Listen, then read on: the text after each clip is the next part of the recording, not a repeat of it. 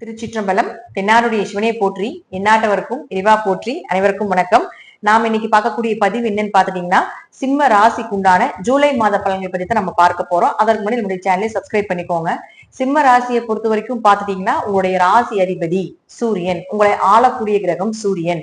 இந்த சூரியன் அப்படின்னு சொல்லக்கூடியவர் பாருங்க 16ஆம் தேதி வரைக்கும் லாபஸ்தானத்துல இருக்கிறார். அப்ப சிம்ம ராசிக்காரர்கள் எந்த முடிவு பணம் சார்ந்தது, லாபம் சார்ந்தது, குடும்பம் சார்ந்தது, மூத்த சகோதரர்கள் சார்ந்தது, உங்களுடைய தேவைகளை சார்ந்ததை 16ஆம் தேதிக்கு முன்னாடியே முடித்துக் கொள்ள வேண்டும். ஏன்னா 16ஆம் தேதிக்கு மேல பாத்துட்டீங்கன்னா உங்களுக்கு 12ஆம் இடம்னு சொல்லக்கூடிய விரய ஸ்தானத்துக்கு வருது. அப்போ என்ன ஆகும்னா, நீங்க ஏதாவது ஒரு வழியில விரயத்தை ஏற்படுத்தி கொடுக்கும் இந்த சூரியன். அப்போ நல்ல விஷயங்கள் எல்லாமே நீங்க 16ஆம் தேதிக்கு மேல முடித்துக் கொள்வது என்பது நல்லது.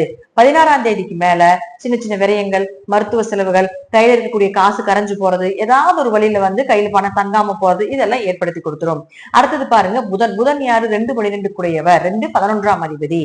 அப்போ பணம் மற்றும் லாபத்தை கொடுக்கக்கூடிய புதன் உங்களுடைய ராசிக்கு 12க்கு வரப்போகிறார். அப்போ 2 கூடையவர் 12க்கு வருதுன்னு வச்சுக்கோங்களேன், அதுவும் கொஞ்சம் விரயத்தை கொடுக்கறதுக்குண்டான அமைப்பு. அதே போல லாபஸ்தானாதிபதி விரயத்துக்குண்டான அமைப்பை தான் கொடுக்க போகுது.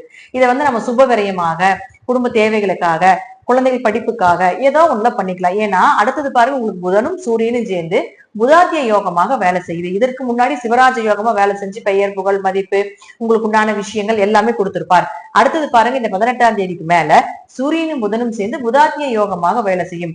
2ஆம் இடங்கிறது அடிப்படை கல்வி. அப்ப சூரியனோட சேரும் பொழுது கல்விக்கு உண்டான அடுத்த படி என்ன அப்படிங்கறத பாப்பீங்க. அடுத்த ஸ்டேஜ் போறதுக்கு உண்டான வாய்ப்புகள், வெளிநாடு வெளியூர் படிப்புக்காக போறது, வேலைக்காக வெளிநாடு போறது, இங்க இருக்கிற லாபம் எனக்கு பத்தல, அதனால 12ங்கிறது வெளிநாட்டை சொல்லக்கூடிய ஒரு இடம். அப்போ அடுத்த வெளிநாடு எங்காவது போறோம், வெளியூர் எங்காவது போலாம் அப்படின்னு நினைச்சீங்கனாலும் கூட இந்த வாய்ப்பை இந்த புதனும் சூரியனும் ஏற்படுத்தி கொடுப்பார். இதுல இன்னும் என்னன்னு கேட்டீங்கன்னா, இந்த 18ஆம் தேதிக்கு மேல பாத்தீங்கன்னா புதன் வக்ரமாகிறார்.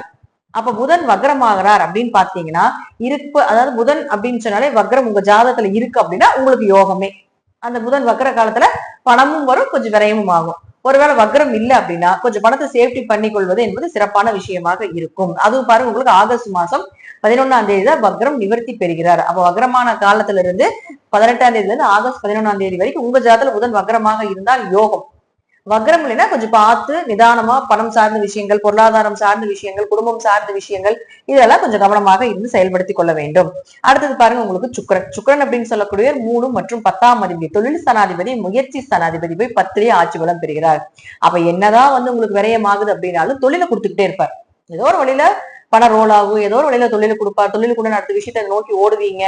பலனை எதிர்பார்க்காம பண்ணுங்க. ஏன்னா அடுத்தது உங்களுக்கு புதனே மறுபடியும் ராசிக்குள்ள வருவார். அப்ப ராசிக்குள்ள வரும்போது பெரும்பணம் வரும் அப்படிங்கறத நம்ம எடுத்துக்கலாம். இப்போ தொழிலுக்கு உண்டான விஷயத்த சுக்கிரன் கொடுக்குது. அப்போ எந்த எதிர்பார்ப்புகளும் எந்த பலாபலனையும் பார்க்காம தொழிலை நோக்கி ஓடுங்க. கண்டிப்பா பின்னாடி உங்களுக்கு ரீச் கிடைக்கும். கடுமையா முயற்சி செஞ்ச விஷயம் இப்ப கொஞ்சம் சிம்பிளா செய்யறதுக்கு உண்டான அமைப்பை ஏற்படுத்தி கொடுத்துரும்.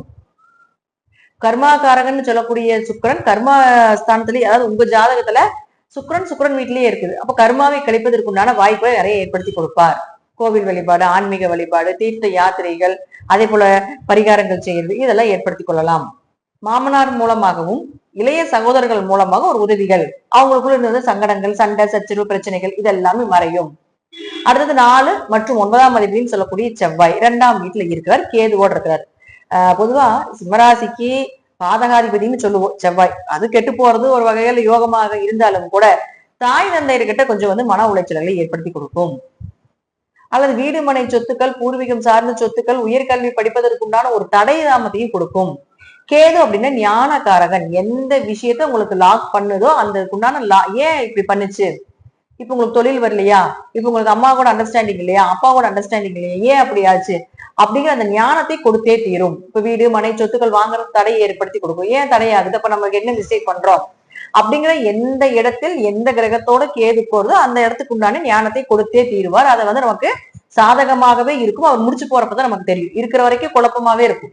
அது சார்ந்த விஷயங்கள்ல முடிச்சு போறப்பதான் இதுதான் கரெக்ட், அப்ப இதுதான் நம்ம செய்யணும் அப்படிங்கறத 100க்கு 200% தெல்ல தெளிவாக காட்டி கொடுத்துட்டு தான் போவார் அப்படிங்கிறது கேதுவினுடைய அமைப்பு.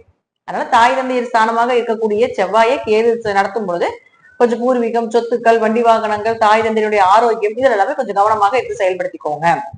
அடுத்தது பாருங்க குருவை பொறுத்த வரைக்கும் 11ல இருக்கிற வரைக்கும் என்னதான் விரயம் ஆகுதுன்னு நம்ம இந்த மாசம் ஒரு மாசம் 1.5 மாசம் உங்களுக்கு விரயம் தான். அப்ப என்னதான் இருந்தாலும் கூட உங்களுக்கு அங்க லாபத்தை ஒரு வழியில கொடுத்துக்கிட்டே இருப்பார், தொழில ஒரு வகையில கொடுத்துக்கிட்டே இருப்பார். சுக்கிரன் 10ல இருந்தாலும் அடுத்தது 11 வர போறாரு. அப்ப தொழில அடுத்தடுத்த கட்டத்துக்கு நீங்க போயிட்டு தான் இருக்க போறீங்க. இந்த நாட்களை பயன்படுத்திக் கொள்ளுங்கள். போறது போகட்டும், வருவது நல்லதாகவே வரும் அப்படிங்கிறது அமைப்பு. அடுத்தது சனியை பொறுத்த வரைக்கும் இந்த லக்னத்துக்கு 6, 7 கூடையவர். அவர் வக்ரம் ஆகிறார். சனி வக்ரம் பயிற்சி அப்படிங்கறது நம்ம தனி ஒரு வீடியோவே கொடுக்கலாம். இப்போ சனி உங்கள ஜாதகத்துல வக்ரமாக இருக்கிறார் அப்படின்னா 13ஆம் தேதியிலிருந்து நவம்பர் மாசம் 28ஆம் தேதி வரைக்கும் உங்களுக்கு யோகமே. சனி கொஞ்சம் வக்ரமாக இல்லைன்னா கடன், நோய், வழக்கு, திருமணம் சார்ந்த விஷயங்கள், பார்ட்னர் சார்ந்த விஷயத்துல கொஞ்சம் இன்னும் கவனம் அதிகமாக தேவை. அதுல ஏதாவது ஒரு கோபங்களும் குறைகளும், அதுல ஏதாவது ஒரு வெட்டுதலும், அதாவது எப்படி சொல்றதுன்னா பிரிஞ்சு போறது, நோய்க்கு அதிக செலவு பண்றது, இதெல்லாம் ஏற்படுத்தி கொடுக்கும். சனி உங்களுக்கு சித்தி உறவையும் சொல்லும். இப்ப சித்திக்கு உங்களுக்கு கூட பிறந்தவங்களுக்கு இது எல்லாமே கொஞ்சம் ஏதாவது ஒரு வழியில இழப்புகளையோ அல்லது மன வருத்தத்தையோ கொடுக்கும் அப்படிங்கிறத நம்ம எடுத்துக்கலாம். சோ சனி வக்ரம் உங்க ஜாதகத்துல இருந்தால் யோகம், வக்ரம் இல்லைன்னா கொஞ்சம் பொறுமையாக வக்ர நிவர்த்தி ஆகிற வரைக்கும் பொறுமையாக இருந்து ஹேண்டில் பண்ணணும். இதனுடைய முழுசா எப்படிங்கிறத நான் உங்களுக்கு பிற்காலத்தில் வரக்கூடிய வீடியோல நான் கொடுக்குறேன். பொதுவா சிம்ம ராசிக்கு இந்த மாதம் அப்படிங்கிறது பாத்துட்டீங்கன்னா தொழில் நல்லா ஓடும், காசு நல்லா வரப்போகுது, ஈக்குவலா விரயமும் வரப்போகுது. ஒரு பக்கம் விரயமாக போகுது, ஒரு பக்கம் நீங்க நல்லா தலை நிமிர்ந்து நிக்கிறதுக்கு உண்டான வாய்ப்பையும் கொடுக்க போகுது அப்படிங்கறத அமைப்பு. நான் சொல்லக்கூடிய கருத்துக்கள் உங்களுடைய ஜாதக ரீதியாக தசாபுத்தி ரீதியாக சிறிது மாறுபடலாம். நன்றி. மீண்டும் ஒரு நல்ல பதிவுல சந்திக்கலாம். திருச்சிற்றம்பலம், தில்லையம்பலம், ஸ்ரீ நரசிம்ம சரணம்.